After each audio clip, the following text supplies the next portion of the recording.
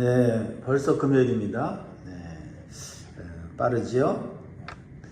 8월 7일 아침 에스겔 36장 32절에 38절 말씀을 주시는 생명의 양식 오늘 같이 나누겠습니다.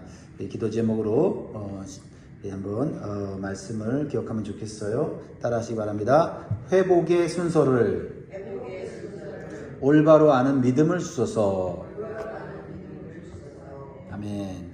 우리는 누구나 회복을 원하지요. 무너진 관계가 회복되고 무너진 사업이 회복되고 또 지친 몸과 마음이 회복되기를 간절히 원합니다. 그런데 성경이 말하는 회복은 단순히 형편이 좋아지는 것만을 의미하지 않습니다. 하나님께서는 우리의 외적인 문제를 고쳐주시는 분만이 아니라 먼저 우리 자신을 새롭게 해주시는 분이십니다. 오늘 본문에서 이스라엘 백성의 현실은 황폐했습니다.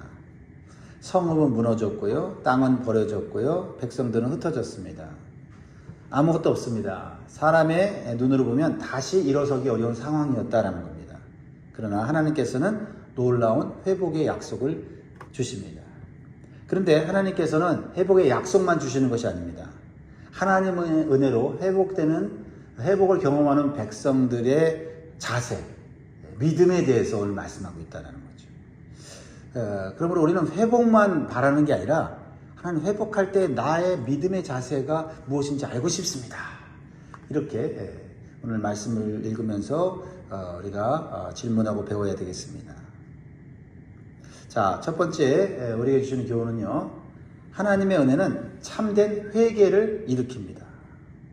하나님의 은혜로 회복될 때 우리에게 나타나는 현상 무엇이어야 합니까? 회개해야 한다. 죄에 대해서 부끄러워해야 한다. 내가 과거에 지었던 죄를 안타까워하고 다시는 이런 죄를 짓지 말아야지 하는 그러한 마음을 가져야 한다는 거죠. 32절에 보면 주 여호와의 말씀이니라 내가 이렇게 행함은 너희를 위함이 아닌 줄을 너희가 알리라. 이스라엘 족속아 너희 행위로 말미암아 부끄러워하고 한탄할지어다. 여러분 살면서 누군가에게 분이 넘치는 은혜를 받아본 적이 있습니까? 내가 잘해서가 아니고 상대방이 그저 나를 포기하지 않았기 때문에 받은 은혜, 그런 은혜 있죠. 그런 은혜를 받으면 감사하면서도 마음에 부끄러움이 생깁니다. 내가 이런 사랑을 받을 자격이 있나 하는 생각이 들어오기 때문입니다. 바로 이스라엘이 하나님 앞에서 딱 그런 자리에 있는 거죠. 하나님께서는 이스라엘에게 회복을 약속하시면서 먼저 아주 중요한 사실을 가르쳐 주십니다. 내가 이렇게 행함은 너희를 위함이 아닌 줄을 너희가 알리라. 이 말씀이 좀 냉정하게 들리죠. 너희를 위한 게 아니야 이렇게 말하는 것 같이 들리지 않습니까? 그러나 자세히 살펴보면 하나님이 범죄한 이스라엘을 사랑하지 않으신다는 말이 아니라 이스라엘이 회복받는 이유가 그들이 잘했기 때문이 아니다라는 겁니다. 하나님의 은혜 때문에 그들이 회복되는 것이다. 그런 말씀이에요. 이스라엘은 하나님 앞에서 칭찬받을 만한 백성이 아니었습니다. 오히려 하나님을 떠났고 우상을 섬겼고 하나님의 이름을 더럽혔습니다. 그런데도 하나님께서는 그들을 버리지 않으셨죠? 다시 불러주시고 씻어주시고 새 마음과 새 영을 주시고 황폐한 땅을 회복시켜 주시겠다고 약속하셨습니다. 그러므로 이스라엘의 회복은 사람의 공로의 결과가 아니라 하나님의 자비의 결과, 은혜의 결과였다는 거죠. 우리가 회복될 때 내가 좀 잘한 게 있구나. 그래도 내가 좀 하나님 앞에 예뻐 보이는 게 있어서 회복시켜 주는구나. 이렇게 생각하면 안 된다는 거예요. 우리 때문이 아니라 하나님의 은혜의 결과고 자비의 결과다. 라는 사실을 고백해야 돼요.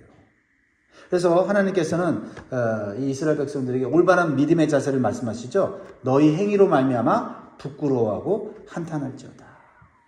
자, 여기서 중요한 순서를 봐야 돼요. 이스라엘이 먼저 깊이 회개를 했기 때문에 하나님께서 이제 회개하는구나. 내가 회복의 은혜를 줄게. 이게 아니었다는 거죠. 하나님께서 먼저 회복의 은혜를 약속하셨다는 거예요. 그리고 그 은혜를 깨닫게 되었을 때 비로소 그들이 자기의 죄를 부끄러워하게 된다는 겁니다. 그래서 우리는 이렇게 말할 수 있습니다. 참된 회개는 은혜를 받기 위한 값이 아니라 은혜를 받은 사람에 나타나는 열매다. 사도 바울도 로마서 2장 4절에 이렇게 말씀합니다. 혹 네가 하나님의 인자하심이 너를 인도하여 회개하게 하심을. 하나님의 인자하심이 나타나면 우리로 하여금 회개하게 만드는 거예요. 하나님의 사랑을 알면 죄를 가볍게 여기게 되는 것이 아닙니다. 오히려 자신이 지은 죄를 부끄러워하고 한탄하면서 이렇게 고백하는 거예요. 하나님께서 나를 이렇게 사랑하셨는데 내가 어떻게 그렇게 살 수 있었을까? 하나님께서 나를 버리지 않으셨는데 왜 내가 그토록 하나님을 원망하고 떠났을까? 이것이 은혜가 가져오는 회개다라는 겁니다. 그래도 내가 좀 뭔가 잘하는 게 있었으니까 하나님께 회복시켜 주는구나, 이렇게 생각해서는 안 된다는 겁니다. 이런 회개의 성격을 잘 보여주는 인물이 베드로죠. 베드로는 예수님을 3번이나 부인하고 저주까지 했습니다. 목숨이 위태로운 것도 아닌 그런 상황에서 어린 여종의 한마디에 흔들려서 예수님을 부인하게 되었죠. 얼마나 부끄러웠겠습니까? 그러나 예수님께서는 베드로를 버리지 않으셨습니다. 부활하신 후에 찾아오셔서 3번이나 물으셨어요. 네가 나를 사랑하느냐? 그리고 다시 사명을 맡기셨어요.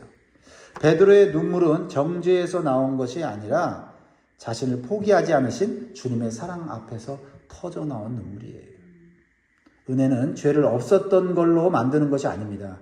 죄를 직면하게 하되 다시는 그 죄를 짓지 않겠다는 결심과 함께 다시 일어서는 거예요.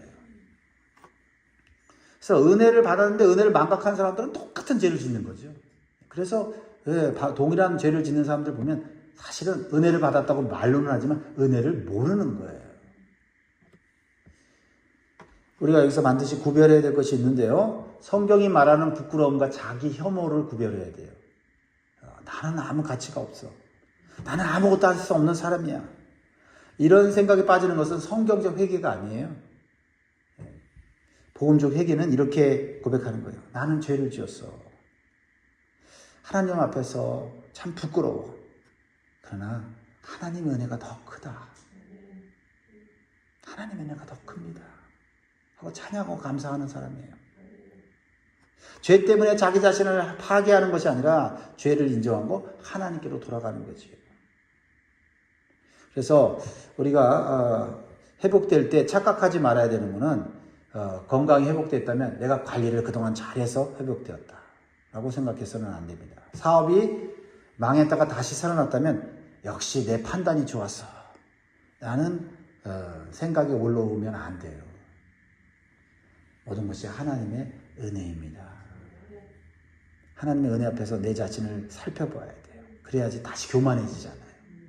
어떤 사람들은 은혜 받고 회복되고 잘되고 간증하는데 그 간증이 내 자랑이야, 내 자랑. 하나님을 위한 자랑이 없어요.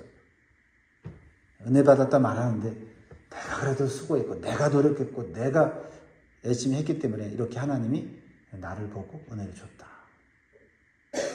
그렇게 생각해서는 안 된다는 겁니다. 참된 은혜는 우리를 교만하게 하지 않아요. 우리를 낮추고 회개하게 만듭니다.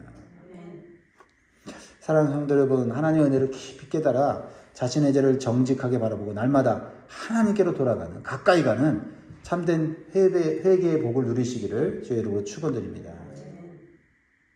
자, 그러면 하나님은 우리를 회개하게 하시는데 멈추지 않습니다.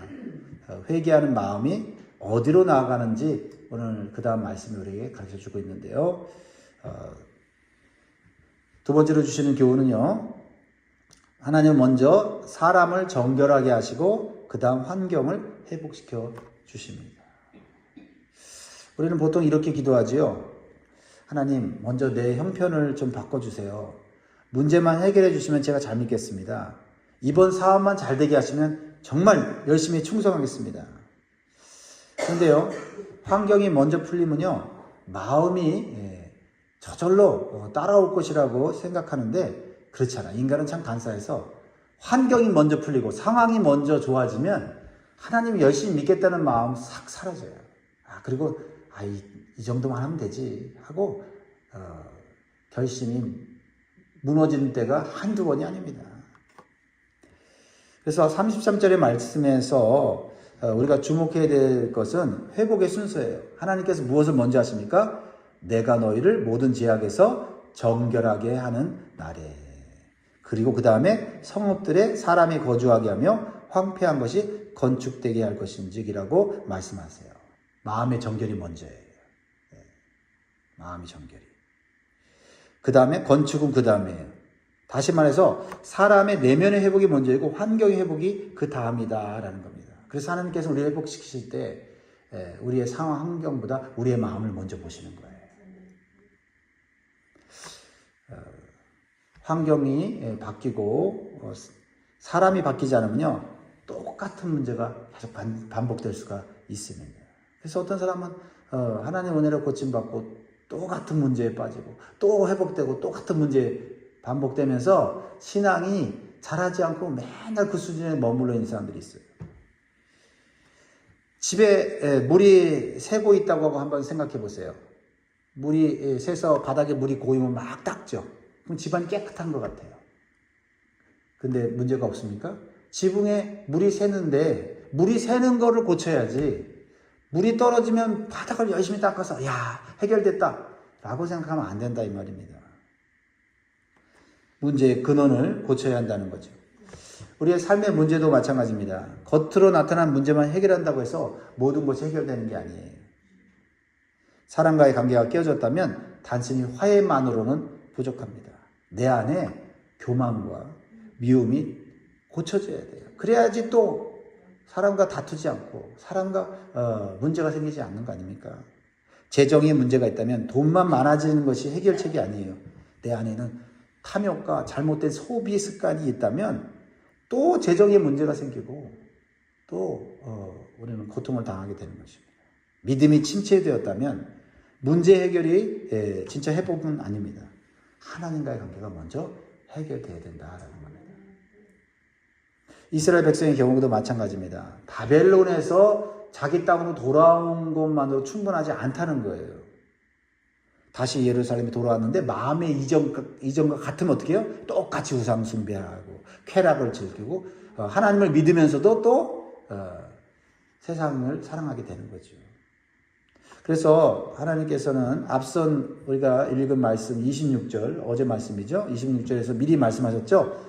또 새 영을 너희 속에 두고 새 마음을 너에게 주되 라고 말씀하시면서 하나님께서 내 영을 너에게 부어주겠다. 성령을 의지하지 않으면 우리는 똑같은 죄를 짓고 똑같은 문제 속에 들어가게 된다는 거죠. 마음의 회복이 중요하다. 환경보다 마음의 회복이 중요하다라는 것입니다. 그렇습니다. 범죄했던 다윗이 이 순서를 잘 알았던 믿음의 사람이었어요.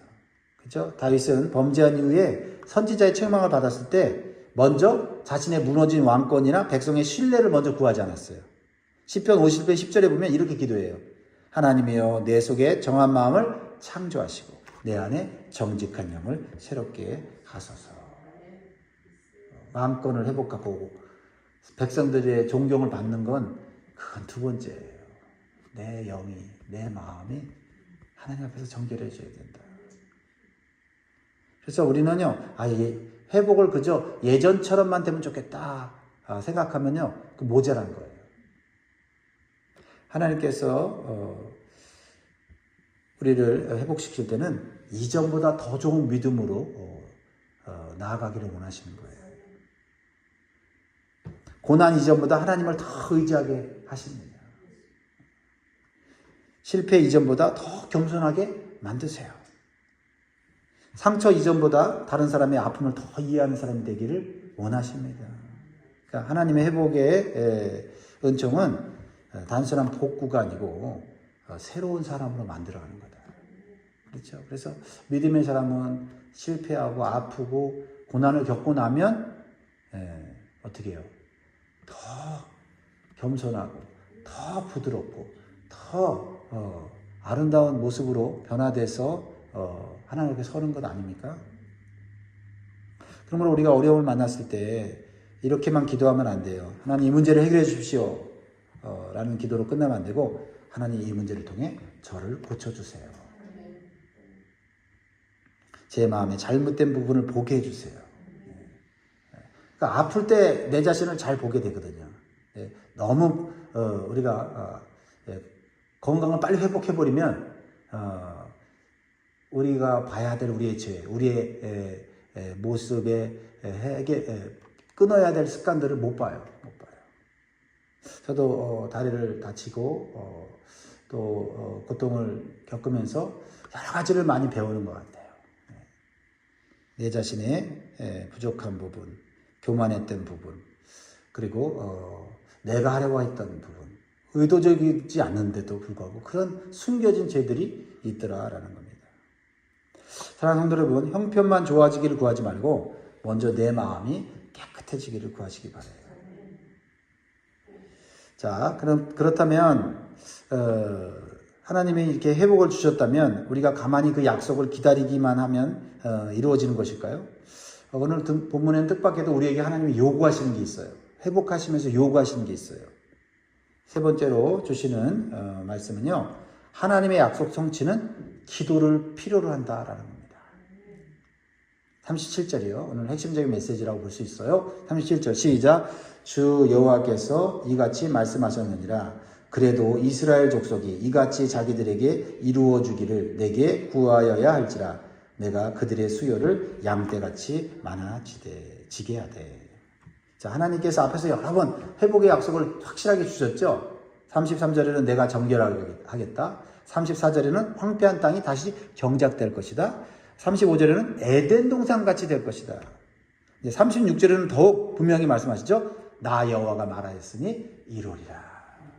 우리가 이루는 게 하나님 이루신다니 얼마나 감사해요. 그런데 이쯤 되면 사람의 입장에서 이렇게 생각할 수 있어요. 하나님께서 이미 이루신다고 하셨으니 감사하구나. 그럼 나는 아무것도 할 필요가 없네. 이렇게 갈 수 있다는 거예요. 그런데 하나님께서 바로 그 다음 절에서 말씀하세요. 그래도 이스라엘 족속이 이같이 자기들에게 이루어 주기를 내게 구하여야 할지라. 하나님이 다 이루고 하나님이 다 성취하는 거 맞는데 그래도 이루어 달라고 기도할 필요가 있다. 왜 그럴까요? 그것은 하나님의 주권을 인정하는 믿음, 그 믿음을 보기를 원하시는 거예요. 하나님께서는 목적을 정하십니다. 그 목적을 이루는 방법도 정하시지요. 그리고 하나님께 정하신 방법 가운데 하나가 바로 자기 백성들의 기도예요. 하나님을 신뢰하면서, 하나님을 의지하면서 드리는 기도다라는 겁니다. 기도는요, 하나님의 계획을 바꾸도록 설득하는 일이 아니에요. 기도는 하나님이 모르시는 것을 또 알려드리는 것도 아닙니다. 하나님, 내가 지금 얼마나 힘든지 모르시죠? 내가 다 얘기해 드릴게요. 그게 아니라는 거죠. 기도는 하나님께서 약속하신 뜻에 우리가 믿음으로 참여하는 거예요. 믿습니다. 하나님 말씀하신 대로 나는 순종하겠습니다. 이게 기도지요. 그렇습니다. 그래서 기도에는요, 인내가 필요해요. 인내가 필요합니다.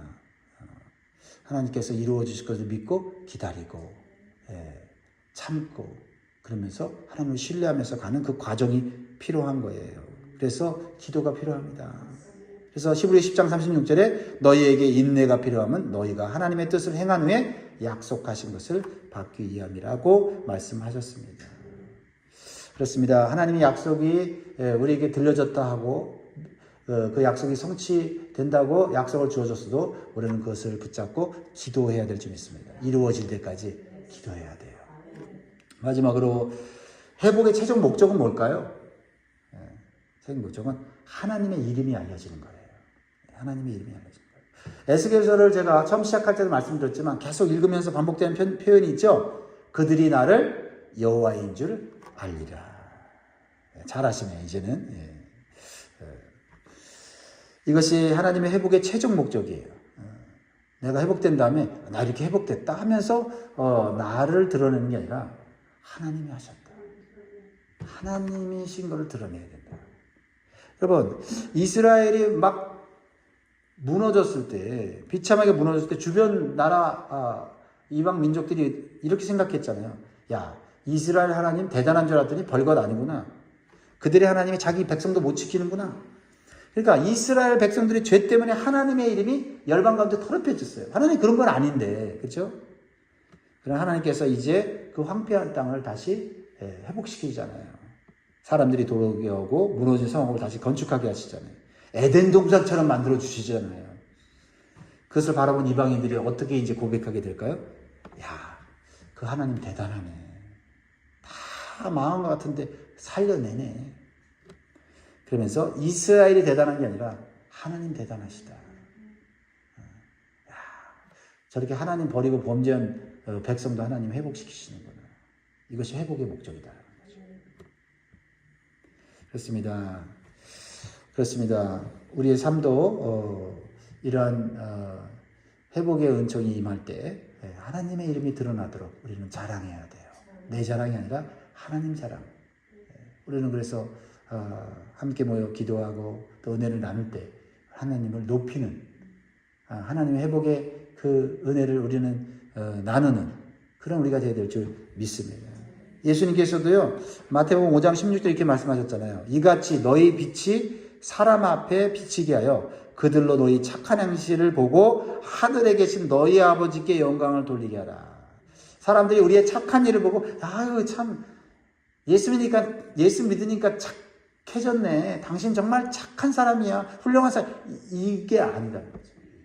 우리를 보고, 하나님 살아계시구나. 예수님이 정말 대단한 분이구나. 이렇게 영광 받으시도록 우리가 행동하고 말해야 된다는 거예요. 말씀 맺겠습니다. 사랑하는 성도 여러분, 하나님의 회복은 단순히 형편을 좋아지게 만드는 게 아니에요. 은혜로 우리를 회개하게 하시고 먼저 마음을 정결하게 하시고 약속을 붙들고 기도하게 하셔서 마침내 회복이 이루어질 때 하나님의 이름을 높이도록, 영광 돌리도록 회복시켜 주시는 줄 믿습니다. 오늘 이 말씀 붙잡고 승리하시는 저 여러분 되기를 주의 이름으로 축원드립니다. 기도하겠습니다.